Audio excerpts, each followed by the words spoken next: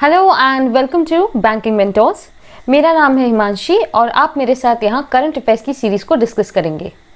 देखिए, अभी तक हमने जुलाई की फर्स्ट वीक की करंट अफेयर्स को डिस्कस किया हुआ है।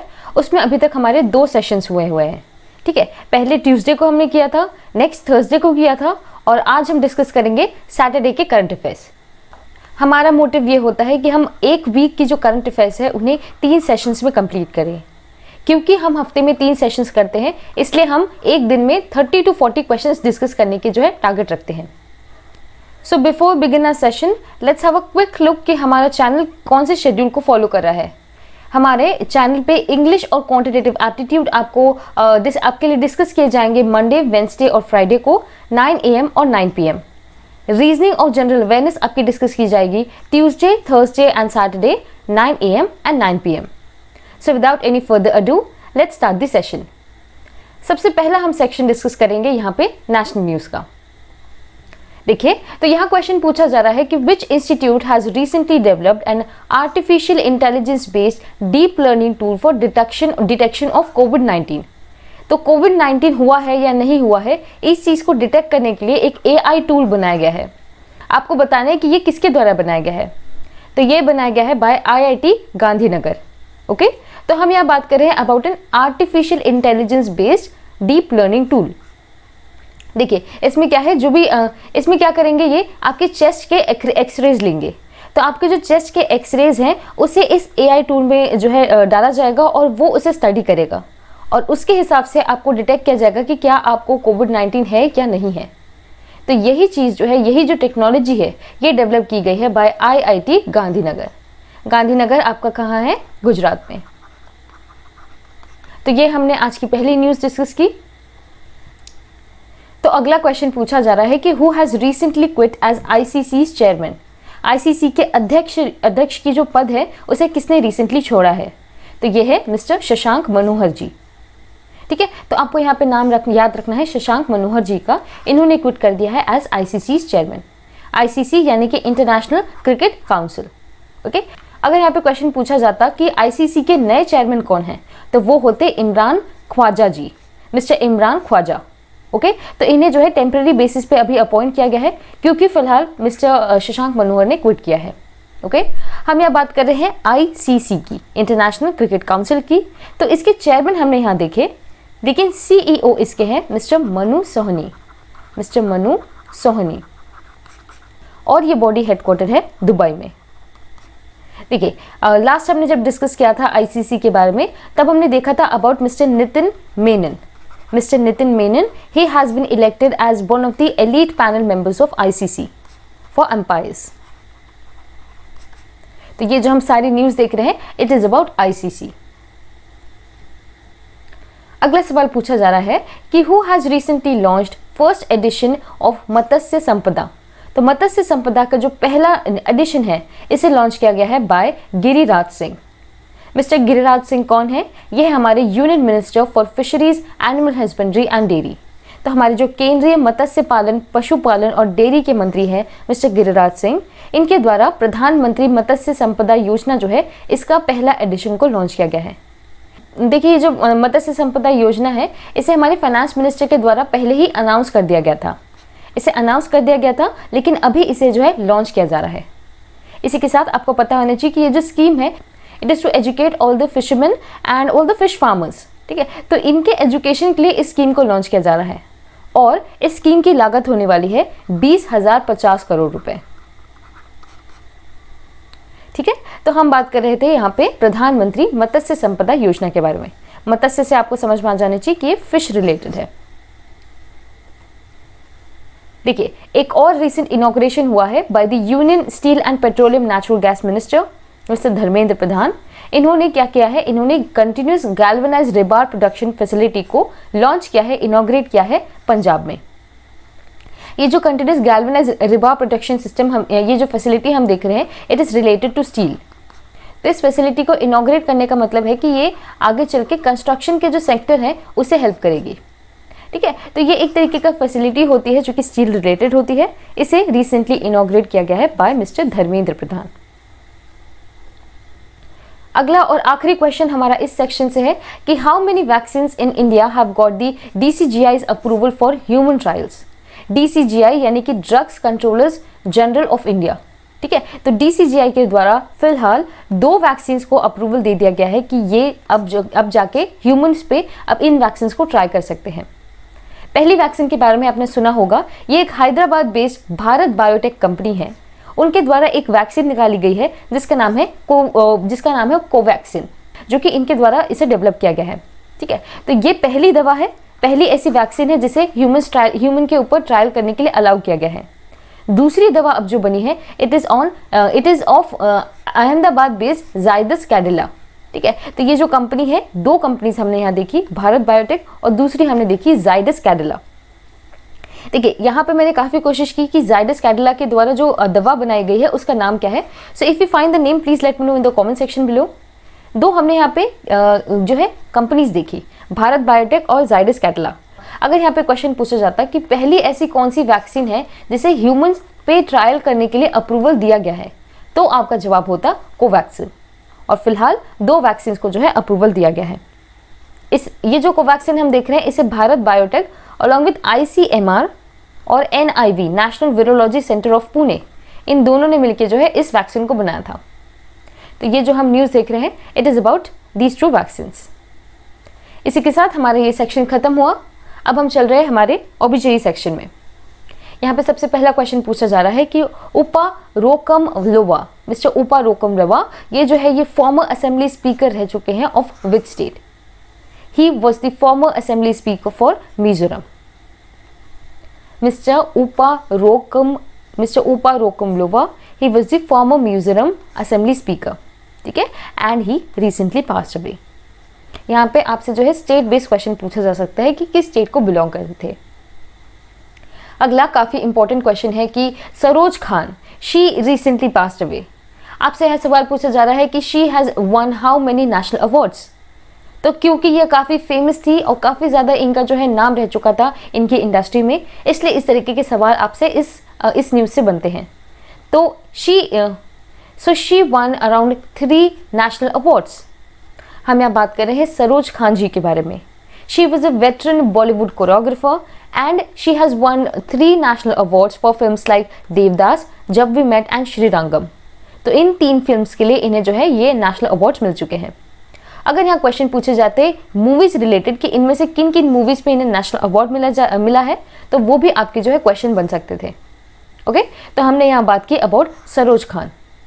She has also won Filmfare Awards for movies like Hum Dil De Chuke Sanam and all these.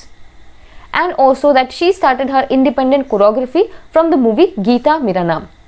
तो ये सारी जो न्यूज़ है it is related to Saroj Khan and she recently passed away. Next question is about Karl Renner. Karl Renner, he was a renowned who? So Karl Renner was a renowned writer, comedian as well as a director. तो यहाँ पे अपना answer हो जाएगा all of the above. हम यहाँ बात कर रहे हैं अबाउट कार्ल रीनर, ठीक है। तो ये काफ़ी लेजेंडरी एक कॉमेडियन थे और इसी के साथ ये राइटर भी थे, कॉमेडियन, डायरेक्टर और एक्टर भी थे। इन्होंने काफ़ी सारे एमीज अवार्ड भी जीते हुए हैं। ओके, तो हमने देखा अबाउट कार्ल रीनर। अगला है about Everton Weekes. Everton Weekes he belong to which country? तो Everton Weekes he belong to West Indies. Okay, तो हम यहाँ बात कर रहे हैं एवर्टन विकीज के बारे में। यही से आपका दूसरा सवाल बन सकता था कि Everton Weekes he recently passed away, he was a famous who? तो ये एक फेमस क्रिकेटर थे। अब यहाँ पे आपसे सवाल पूछा गया था कि ये किस कंट्री को बिलोंग करते हैं, तो ये वेस्ट इंडीज को बिलोंग करते थे और ये एक क्रिकेटर थे। इन्हें knight of the order of saint Michael and saint George पे अवार्ड मिल चुका है और इसी के साथ ये ICC के हॉल ऑफ फेम में भी इंक्लूड किए गए थे सन 2009 में। तो हम यहाँ बात कर रहे थे अबाउट एवर्टन विकीज। तो हमने जितने भी हमारी ऑब्जेक्टिव्स बनती थी उन्हें डिस्कस कर लिया। अब हम चल रहे हैं हमारे स्पोर्ट्स के सेक्शन में। यहाँ पे आपसे एक ही क्वेश्चन पूछा जा रहा है और वो क्वेश्चन है कि who has been recently named as the country's most valuable player of 21st century by Wisden.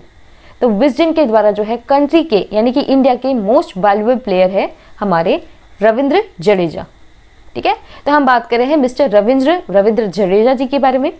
ये एक ऑलराउंडर है और ये कंट्री के हमारे मोस्ट वैल्यूएबल प्लेयर भी हैं according to Wisden's 21st century's report.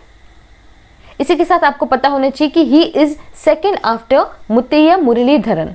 ठीक है, मिस्टर मुत्तैया मुरलीधरन जो है ये श्रीलंका के प्लेयर है एंड ये सबसे ज्यादा वैल्यूएबल टेस्ट प्लेयर है ऑफ द 21st सेंचुरी और उनके जस्ट नेक्स्ट मिस्टर जडेजा आते हैं। ठीक है, तो इस हिसाब से देखा जाए तो he is the second most valuable test player of 21st century, second most valuable. इसी के साथ आपको पता होना चाहिए कि मिस्टर बेन स्टोक्स इन्हें जो है नेम किया गया था as leading cricketer in the world. ये अलग अलग तरीके के टैगलाइंस हैं जो कि दिए जा रहे हैं बाय विजडन। ठीक है, तो यहाँ पे बेन स्टोक्स जी के बारे में बताया जा रहा है, मिस्टर बेन स्टोक्स, और हमने यहाँ देखा अबाउट मिस्टर रविंद्र जडेजा। और इसी के साथ आपको याद आना चाहिए about mister Rahul Dravid. Mister Rahul Dravid के बारे में जब हमने डिस्कस किया था तब देखा था विजडन पोल के ही बारे में and he was the greatest Indian test batsman. He was India's greatest Indian test batsman. ठीक है, तो ये अलग अलग टैगलाइंस है जो कि दी जा रही है बाय विजडन और यहाँ पे हमने देखा about mister Jadeja and about mister Ben Stokes. इसी के साथ हमारा ये सेक्शन खत्म हुआ। अब हम आ रहे हैं हमारे स्टेट के सेक्शन में। तो यहाँ पे सबसे पहला सवाल पूछा जा रहा है कि what is dream Kerala project. तो ड्रीम केरला प्रोजेक्ट जो है it is about to tap potential of those returning from abroad.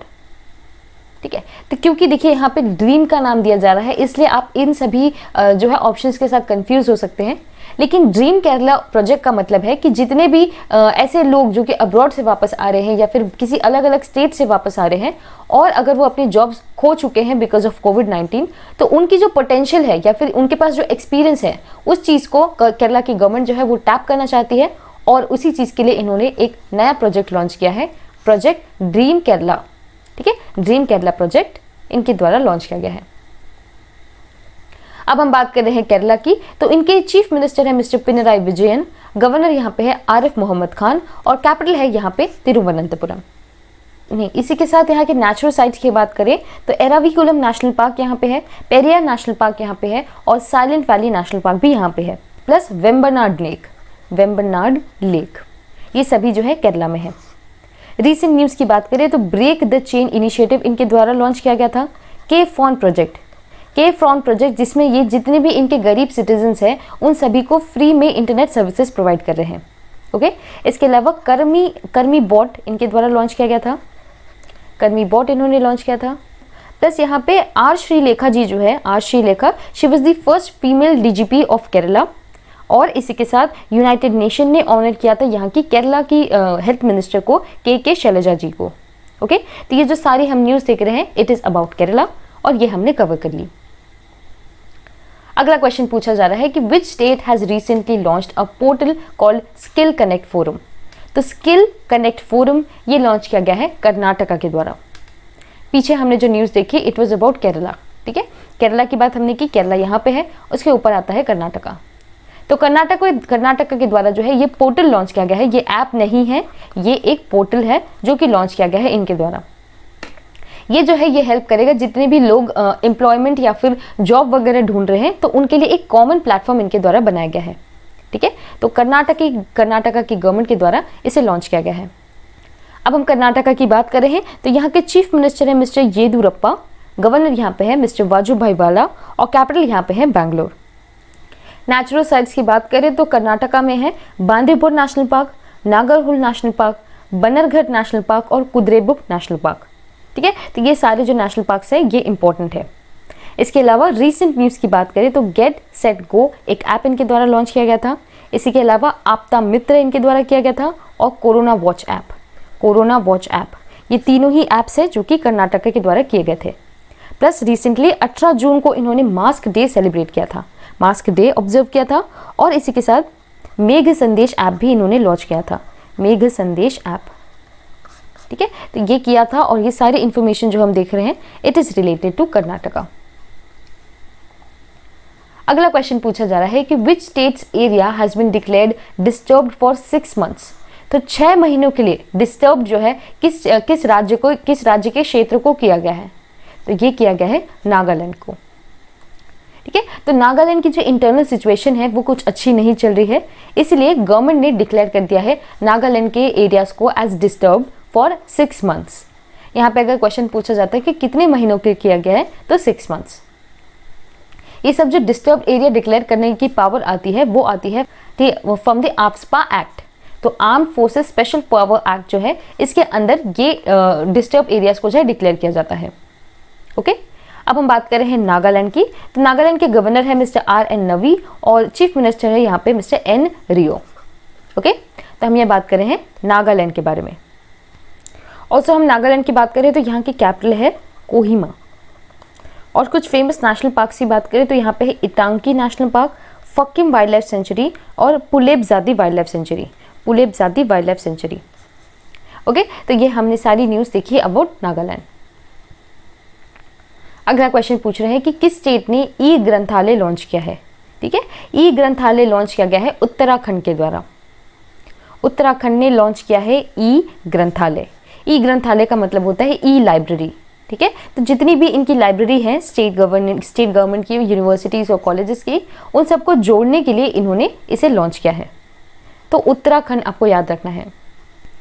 Uttarakhand की बात करें तो यहाँ के चीफ मिनिस्टर है मिस्टर त्रिवेंद्र सिंह रावत, त्रिवेंद्र सिंह रावत। गवर्नर यहाँ पे है बेबी रानी मौर्य।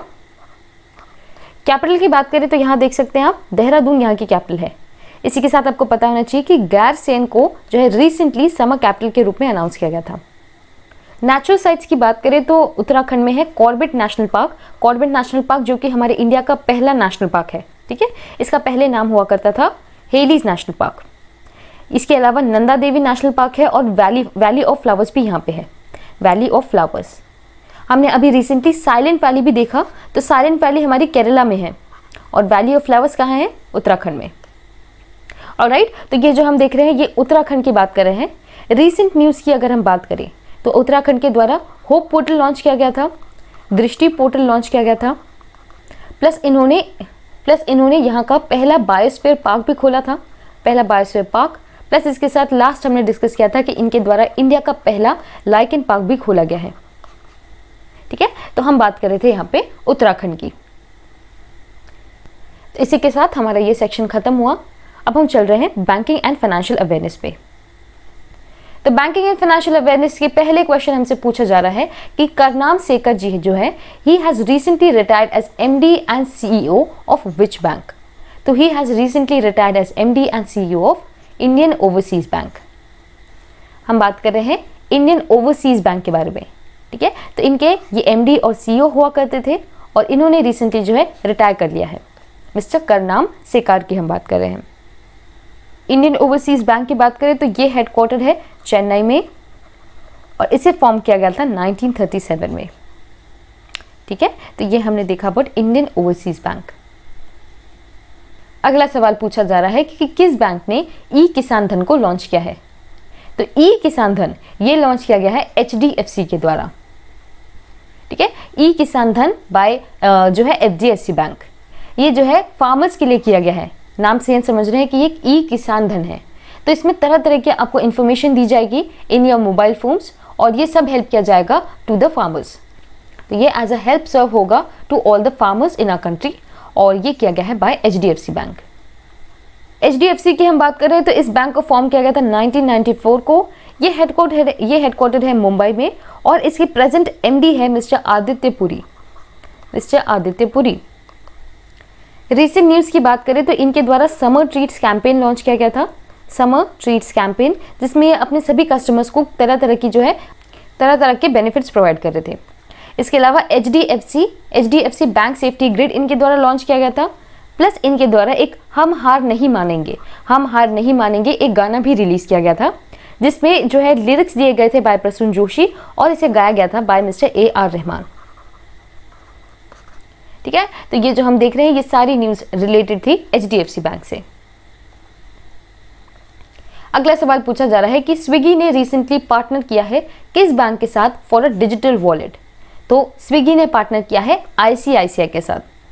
हम यूजुअली कंफ्यूज कर जाते हैं HDFC और ICICI के साथ, तो यहाँ पे आपको कंफ्यूजन नहीं होनी चाहिए क्योंकि स्विगी ने पार्टनर किया है ICICI के साथ ताकि ये एक तरीके का डिजिटल वॉलेट जो है लॉन्च कर सके। और ये जो डिजिटल वॉलेट है इसका नाम होने वाला है स्विगी मनी।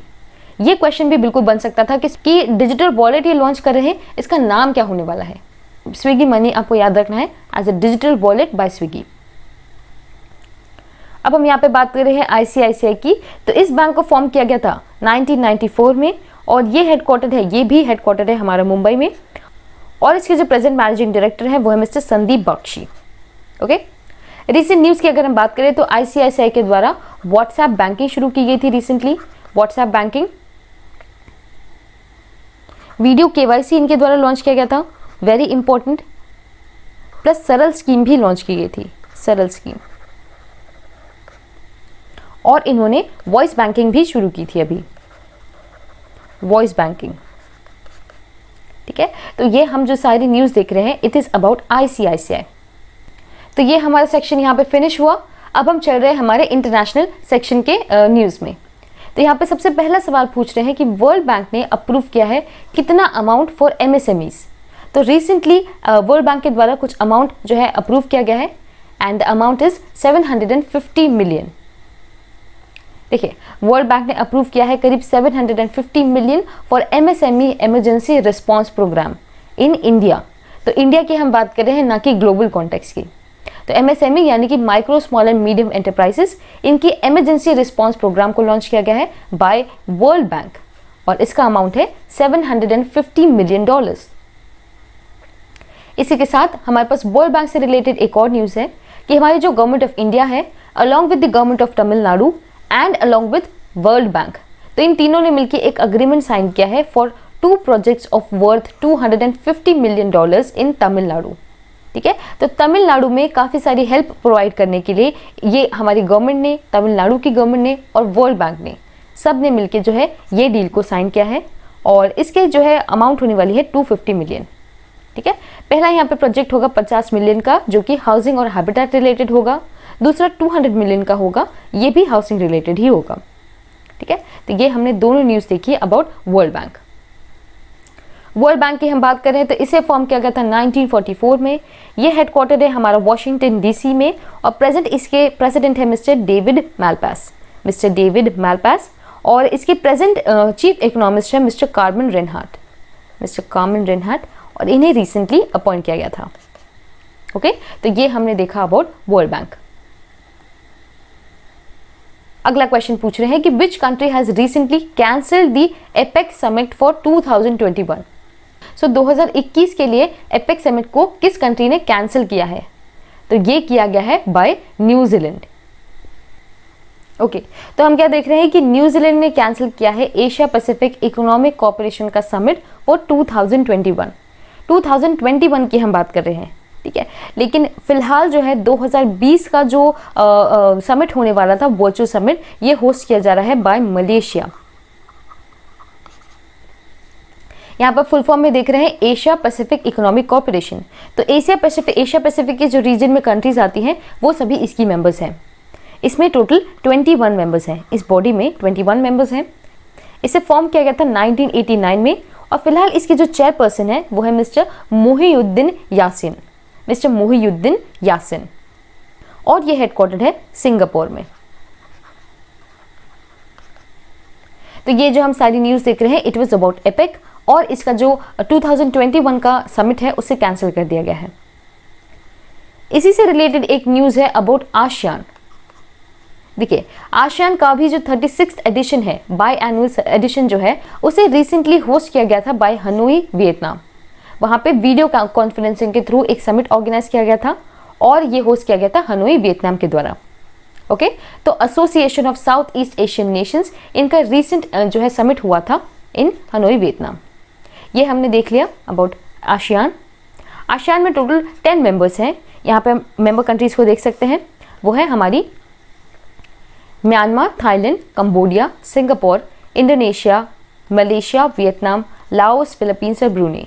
तो ये जो आपकी साउथ ईस्ट एशियन कंट्रीज हैं वो सब इसकी मेंबर्स हैं। आसियान की हम बात करें तो इसका हेडक्वार्टर है जकार्ता में। इसे फॉर्म किया गया था 1967 में और प्रेजेंटली इसके जो सेक्रेटरी जनरल है वो है मिस्टर टिम जॉक हुई, मिस्टर टिम जॉक हुई। तो ये हमने न्यूज़ देखी अबाउट आसियान, और पीछे जो हमने देखा था वो था अबाउट एपेक। तो दोनों के बीच में आपको कंफ्यूज नहीं होना है। उसका हेडक्वार्टर था सिंगापुर में और इसका हेडक्वार्टर है जकार्ता में। अगला क्वेश्चन पूछ रहे हैं about Fitch. The Fitch has recently cut India's GDP growth rate forecast to how much % for 2022। तो 2022 के लिए फिच ने प्रेडिक्ट किया है कि इंडिया की ग्रोथ होगी करीब 8%। ओके, तो 8% होगी इंडिया की ग्रोथ फॉर फाइनेंशियल ईयर 2022 और ये कहा जा रहा है बाय फिच। इन्होंने पहले 9.5% प्रेडिक्ट किया था और अब इन्होंने डाउनग्रेड कर दिया है टू 8%। प्लस इन्होंने 2020 का जो हमारा करंट फाइनेंशियल चल रहा है उसका इन्होंने प्रेडिक्ट किया है कि 5% कॉन्ट्रैक्ट होने वाला है। तो ये उन्होंने उतना ही कांस्टेंट रखा है, पर इस चीज़ को इन्होंने रिवाइज किया है 2020 वाले को। तो ये हमने देखा अबाउट फिच। नेक्स्ट काफ़ी इंपॉर्टेंट क्वेश्चन है कि which country has recently appointed the first female lieutenant general. देखिए फर्स्ट अगेन, तो it is important and female. तो she has been appointed in Pakistan. यहाँ पे आपसे नाम से भी क्वेश्चन पूछा जा सकता था, तो नाम अगर देखें तो वो है निगार जौहर। क्या है? Nigar Johar. She is the first female lieutenant general of Pakistan army. Very very important. ठीक है, तो ये नाम आप बिल्कुल याद रखिए, मेजर जनरल निगार जौहर। पाकिस्तान की हम बात कर रहे हैं तो यहाँ की कैपिटल क्या है? इस्लामाबाद। और यहाँ के प्राइम मिनिस्टर है mister Imran Khan. Recent news की बात करें तो FATF के द्वारा इस कंट्री को जो है अभी भी ग्रे लिस्ट में रखा गया है, ग्रे लिस्ट में। प्लस राहुल देव जो है, मिस्टर राहुल देव, ये माइनॉरिटी कम्युनिटी यानी कि हिंदू कम्युनिटी के पहले ऐसे पर्सन थे जो कि एयरफोर्स को ज्वाइन किया था इन्होंने। ठीक है, और ये भी पाकिस्तान को बिलोंग करते हैं। प्लस यहाँ से आयशा मुगल आपको याद रखना है, आयशा मुगल, ये यूनाइटेड नेशंस में रिप्रेजेंटेटिव बनी है and she is the first person of transgender community, transgender women जो कि यूनाइटेड नेशंस में रिप्रेजेंट कर रही है और ये बिलोंग करती है पाकिस्तान को। ठीक है, तो ये जो हम सारी न्यूज़ देख रहे हैं it is related to Pakistan और ये हमने डिस्कस कर दिया। Next this question is very very important. Indra Mani Pandey, Mr. Indra Mani Pandey, he has been appointed as the next Indian envoy to which organization? तो ये भारतीय दूत के रूप में नियुक्त किए गए हैं किस बॉडी के लिए? तो इन्हें नियुक्त किया गया है यूनाइटेड नेशंस के लिए। ठीक है, तो हम यहाँ बात कर रहे हैं अबाउट मिस्टर इंदिरा मनी पांडे। इन्हें अपॉइंट किया गया है next envoy to United Nations bodies. तो यूनाइटेड नेशंस की जितनी भी बॉडीज होती हैं उन सभी में ये जो है हमारे नए दूत होने वाले हैं। करीब 25 इंपॉर्टेंट ऑर्गेनाइजेशंस होने वाली है जो कि जेनेवा में है और उन सबको रिप्रेजेंट करेंगे mister Indra Mani Pandey. Very important. United Nations की हम बात करें तो ये हमें पता होना चाहिए, ये हेडक्वार्टर है न्यूयॉर्क में। यहाँ पर टोटल 6 ऑफिशियल लैंग्वेजेस हैं, Arabic, Chinese, English, French, Russian और स्पेनिश। प्लस इसके जो सेक्रेटरी जनरल है वो है mister Antonio Guterres, mister Antonio Guterres. Recent news की बात करें 75वें सेशन के जो प्रेसिडेंट होने वाले हैं वो है मिस्टर वोल्कान बोस्किर। ओके, लेकिन 74th सेशन के जो इनके प्रेसिडेंट है वो है mister Tijjani Bande, mister Tijjani Bande. Plus इसके साथ इंडिया जो है रिसेंटली इलेक्ट हुआ था as the non permanent member to United Nations. तो ये जो हम सारी न्यूज़ देख रहे हैं it is related to United Nations या फिर संयुक्त राष्ट्र। तो ये सभी आपको याद रखनी है। अगला इंपॉर्टेंट क्वेश्चन पूछ रहे हैं कि Gudni Johannesson, mister Gudni Johannesson, he has been re-elected as the president of which country? तो he has been re-elected as the president of Iceland.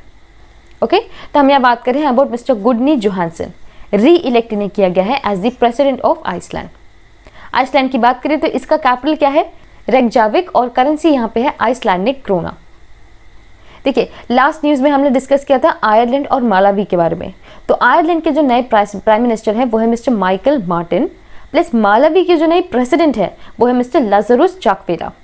Okay, तो ये सब जो रिसेंट अपॉइंटमेंट्स होती है, नए इलेक्शंस होते हैं, ये सभी हमको याद रखने हैं। ये काफ़ी ज़्यादा इनके चांसेस होते हैं कि ये आपके क्वेश्चन में, ये आपके एग्जाम्स में पूछी जाए। ओके, तो यहाँ पे हमने देखा द प्रेसिडेंट ऑफ आइसलैंड और हमने आयरलैंड और मालावी को भी डिस्कस किया। ये यहाँ पे आप देख सकते हैं, ये है आइसलैंड। अगला और आखिरी क्वेश्चन है हमारे इस सेक्शन से कि G4 वायरस जो है ये काफ़ी ज़्यादा न्यूज़ में रहा है। आपको बताना है कि इसका ओरिजिन कहाँ है या फिर ये किस कंट्री से इसकी जो है न्यूज़ आ रही है। तो इट कम्स फ्रॉम चाइना। देखिए, रिसेंटली चाइना से एक और नए वायरस की काफ़ी ज़्यादा न्यूज़ आ रही है, वो है G4। तो ये काफ़ी ज़्यादा पाया जा रहा है चाइनीज़ के पिग्स में। तो पिग्स में इसे पाया जा रहा है और एक स्वाइन फ्लू का स्ट्रेन इसे माना जा रहा है। ठीक है, तो ये ऐसा कहा जा रहा है कि हो सकता है कि नए पैंडेमिक की शुरुआत हो। तो हो सकता है कि ये एक फेक न्यूज़ हो और इसे इतनी ज़्यादा इतना ज़्यादा ये हार्मफुल ना हो, पर क्योंकि G4 वायरस न्यूज़ में है इसलिए हमें पता होना चाहिए कि ये ओरिजिनेट हुआ है चाइना में और चाइना से रिलेटेड ये न्यूज़ है। तो ये हमें पता होना चाहिए था और हमने ये डिस्कस कर लिया। इसी के साथ हमारा ये सेक्शन खत्म हुआ। अब हम चल रहे हैं अवार्ड्स में। तो अवार्ड्स में भी एक ही क्वेश्चन है हमारे पास कि who has been recently named under the Carnegie corporation of New York's 2020 list of great immigrants. तो ग्रेट इमिग्रेंट्स की लिस्ट में किसका नाम आया है? So the answer is both A and B, mister Siddhant Mukherjee and mister Raj Chetty. इन दोनों का जो है नाम लिया गया है under the great immigrants list of New York 2020 और ये दी जाती है बाय कार्नेजी कॉर्पोरेशन। ये दोनों जो है काफ़ी ज़्यादा इंपॉर्टेंट नाम रह चुके हैं। सिद्धार्था की बात करें, मिस्टर सिद्धार्थ की हम बात करें तो he won the Pulitzer prize for the book emperor of all Maldives in 2011 and he has also won Padmashri in 2014। और हम मिस्टर राज शेट्टी की बात करें तो इन्होंने भी पद्मश्री जीता था 2015 में and he also one the young labour economist award in 2010। देखिए, हम ये सब इनके नाम इसलिए बात कर रहे हैं क्योंकि इन्होंने काफ़ी ज़्यादा जो है कंट्रीब्यूशन किया है as immigrants to the Americans, ठीक है, टू द अमेरिकन सोसाइटी। तो अमेरिकन सोसाइटी में एज एन इमिग्रेंट इन्होंने बहुत कंट्रीब्यूशन किया है, इसलिए इन दोनों को जो है इस लिस्ट में इनके जो है इन्हें नेम किया गया है and they are among the 38 naturalised US citizens under this list. They are Indian Americans. तो इंडियन अमेरिकन्स हमारे लिए इंपॉर्टेंट होते हैं और इस तरीके के अवार्ड्स भी हमारे लिए इंपॉर्टेंट होते हैं। तो ये हमने देखा अबाउट दिस लिस्टिंग। नेक्स्ट हमारा सेक्शन है अपॉइंटमेंट्स का। तो यहाँ क्वेश्चन पूछा जा रहा है कि mister Shrikant Madhav Vaidya he recently took charge as the new chairman of which organisation? तो he took the charge as IOC's new chairman. IOC यानी कि हमारा इंडियन ऑयल कॉर्पोरेशन के जो नए चेयरमैन है वो है मिस्टर श्रीकांत माधव वैद्या। देखिए, कभी भी आप अपॉइंटमेंट का क्वेश्चन देखते हैं तो आप एक ट्रिक लगा सकते हैं। यहाँ पे उस नाम को ले लीजिए और इस बॉडी को ले लीजिए। Keep repeating both things like Shrikant Madhav Vaidya IOC, Shrikant Madhav Vaidya IOC। सो इस तरीके से क्या होगा कि जब भी आप IOC लेंगे या फिर श्रीकांत माधव का नाम लेंगे तब आपको IOC क्लिक करेगा। तो इस तरीके से जो है ट्रिक आप याद कर सकते हैं, आपको हेल्प कर सकती है रिमेंबर करने में। लास्ट हमने जब IOC डिस्कस किया था तब देखा था कि IOC ने, इंडियन ऑयल कॉर्पोरेशन ने एक बैटरी स्वैप आउटलेट खोला है, बैटरी स्वैप आउटलेट खोला था इन चंडीगढ़। प्लस इन्होंने एक R&D कैंपस भी खोला है अपना फरीदाबाद में, सेकेंड इनका R&D कैंपस, R&D यानी रिसर्च एंड डेवलपमेंट। IOC की बात कर रहे हैं तो इसके जो प्रीवियस चेयरमैन थे वो थे मिस्टर राजीव सिंह और अब बन गए हैं मिस्टर श्रीकांत माधव वैद्या। ठीक है, तो ये हमने देखा अबाउट IOC। अगला क्वेश्चन है कि प्रधानमंत्री जो हमारे प्राइम मिनिस्टर हैं उन्होंने रिसेंटली किसके अपॉइंटमेंट को मंजूरी दी है? तो एक्चुअली यहाँ पे अपॉइंटमेंट नहीं है, किसके अपॉइंटमेंट के एक्सटेंशन को मंजूरी दी है।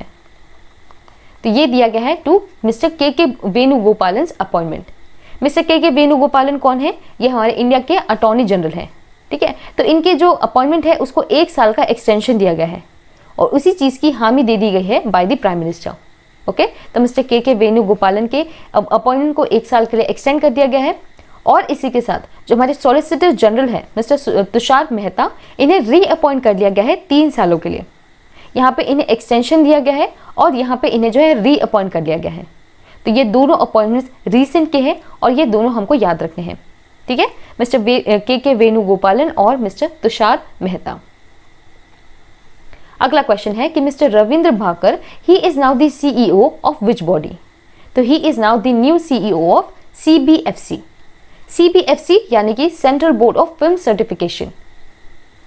ठीक है, तो ये बॉडी हमें पता है फिल्म को सर्टिफाई करने के लिए ये बॉडी रखी गई है और इसके जो नए CEO है, चीफ एग्जीक्यूटिव ऑफिसर है, वो है मिस्टर रविंद्र भाकर। तो जैसे कि हम जानते हैं ये फिल्म्स को सर्टिफाई करने के लिए ये बॉडी है जो कि आती है under the ministry of information and broadcasting. इस बॉडी को बनाया गया था 1951 में और ये हेडक्वार्टर है मुंबई में। और प्लस हमने इनके जो है नए CEO को देख लिया। इसी के साथ एक और यहाँ पे लास्ट अपॉइंटमेंट है of the professor mister Sanjay Dwivedi. He has been appointed as the director general of Indian institute of mass communication. तो Indian institute of mass communication के जो नए डायरेक्टर हैं वो है मिस्टर संजय द्विवेदी। तो ये जो है हमने अपॉइंटमेंट सेक्शन यहाँ पे फिनिश किया। अब हम आते हैं हमारे लास्ट सेक्शन इंपॉर्टेंट डेज के सेक्शन में। तो यहाँ पे पहला सवाल पूछा जा रहा है कि खेल पत्रकार दिवस आप किस दिन मनाते हैं। तो स्पोर्ट्स जर्नलिस्ट डे मनाया जाता है 2 जुलाई को। 2 जुलाई को स्पोर्ट्स जर्नलिस्ट डे मनाया जाता है ताकि जितने भी हमारे स्पोर्ट्स के जर्नलिस्ट हैं उन सभी को हम एनकरेज कर सकें, उन सभी को हम रिस्पेक्ट प्रोवाइड कर सकें।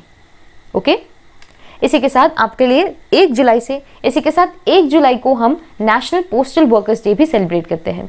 ठीक है, पीछे हमने देखा था 2 जुलाई के बारे में, यहाँ पे हम देख रहे हैं 1 जुलाई के बारे में।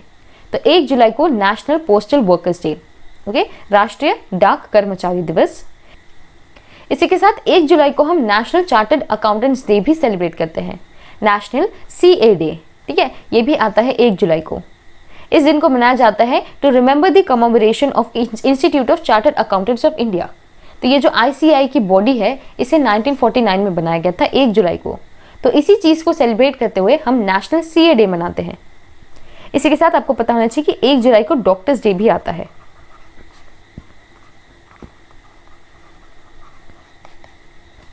तो ये हमने आज क्या क्या डिस्कस किया। वर्ल्ड स्पोर्ट्स जर्नलिस्ट डे, फिर था नेशनल पोस्टल वर्कर्स डे और फिर लास्ट हमने देखा national chartered accountants day. Okay, तो यहाँ पे जो है हमारी आज की जितनी न्यूज़ कवर करनी थी वो यही खत्म होती है। इसी के साथ लास्ट मैंने आपसे क्वेश्चन पूछा था कि जो वर्ल्ड कराटे फेडरेशन है उनके द्वारा किस कंट्री को रिसेंटली डी रिकॉग्नाइज किया गया है। तो डी रिकॉग्नाइज किया गया है इंडिया को। ठीक है, इंडिया के कराटे एसोसिएशन को डी रिकॉग्नाइज किया गया है क्योंकि लास्ट ईयर के जो इलेक्शंस थे उसमें कुछ गड़बड़ी हुई थी, उस वजह से हमारी जो कराटे एसोसिएशन है उन्हें डी रिकॉग्नाइज कर दिया गया है। तो ये इस क्वेश्चन का आंसर था। तो यहाँ क्वेश्चन पूछा जा रहा है अबाउट संजीता चानू। इन्हें जो है रिसेंटली कौन सा अवार्ड दिया जाने वाला है। तो ऑप्शंस आपके सामने हैं और इस सवाल का जवाब आपको हमें कमेंट सेक्शन में बताना है। Okay, so do let me know in the comment section below कि संजीता चानू जी को जो है कौन सा अवार्ड रिसेंटली दिया जाने वाला है। So that is it for today's news coverage. आज हमने काफ़ी सारी न्यूज़ डिस्कस की related to the first week of July. तो यहाँ पे हमारा जो है फर्स्ट वीक ऑफ जुलाई यही फिनिश होता है। सो आई रियली होप आपको आज का सेशन अच्छा लगा। अगर आपको आज का सेशन अच्छा लगा तो ज़रूर इसे लाइक कीजिए, इसे शेयर कीजिए और हमारे चैनल को सब्सक्राइब कीजिए। और अगर आप इस सेशन की PDF को डाउनलोड करना चाहते हैं तो वो आपको हमारे टेलीग्राम चैनल में प्रोवाइड कर दी गई है। So with that it's a wrap for today and now I shall see you in the next one.